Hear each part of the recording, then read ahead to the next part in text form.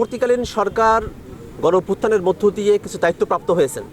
সংস্কারকে সঠিকভাবে বাস্তবায়ন করা, বিচারকে একটা দৃশ্যমান পর্যায় পর্যন্ত উন্নীত করা এবং সত্যিকারের একটা গ্রহণযোগ্য নির্বাচনের মধ্য দিয়ে ক্ষমতা হস্তান্তর করা। কিন্তু উপদেষ্টা পরিষদের দীর্ঘ সময়ের কার্যকলাপ দেখে মনে হয় যে তারা শুধুমাত্র ক্ষমতা হস্তান্তর করতে যেতে পারলেই তারা বেঁচে যান।